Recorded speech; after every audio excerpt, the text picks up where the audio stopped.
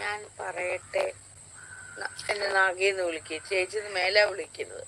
ഇപ്പൊ ഞാൻ ഇവിടെ ഇരിക്കുന്ന ജഡ്ജിയായിട്ടാണ്. ഞാൻ ഒരു വക്കീലും ജഡ്ജിയുമാണ്. മനസ്സിലായോ? ഞാനൊരു വക്കീൽ അഡ്വക്കേറ്റായിട്ടാണ്. ഇത് കുടുംബ കോടതിയാണ്.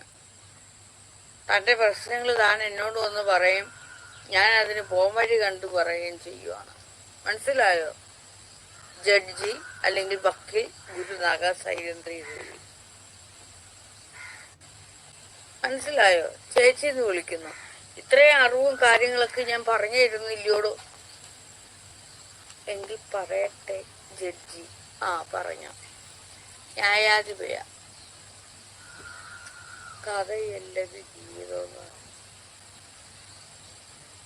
അങ്ങനെ ഏതെങ്കിലും പെണ്ണ് സഹിക്കുമോ ജഡ്ജി? ഇതിന്റെ അതാരാ പറഞ്ഞ? എടോ, വേറൊരാളുടെ കാര്യവും ഞാനും വേറൊരാളും തമ്മിലുള്ള കാര്യത്തിനകത്ത് താൻ എന്തിനാണോ തലയിടാൻ വന്നത്? ഇത് കോടതിയാ. ഞാനും ആ ആള് സംസാരിക്കുമ്പോൾ ആ ആള് ഞാനും മാത്രം സംസാരിച്ചാ മതി. അങ്ങനെ ഒരു പെണ്ണ് സഹിക്കാൻ പറ്റത്തില്ലെങ്കിൽ അവള് പോവുക, വോട്ടൊന്നും വെക്കണം. മറ്റേ ആള് സഹിക്കാൻ പറ്റാഞ്ഞ് മനസ്സിന് സങ്കടപ്പെട്ട ഒരു കാര്യം എന്നോട് വന്ന് ചോദിക്കുന്നത്, അതിന്റെ ഉത്തരം ഞാൻ കൊടുത്തോണ്ടിരിക്കുക. അവിടെ ഞാനും ആ ആളും മാത്രം സംസാരിച്ചാ മതി. മൂന്നാമതൊരാള് താൻ വരണ്ട, ഇറങ്ങിപ്പോടോ. ഇത് കോടതിയാണ്. മനസ്സിലായോ?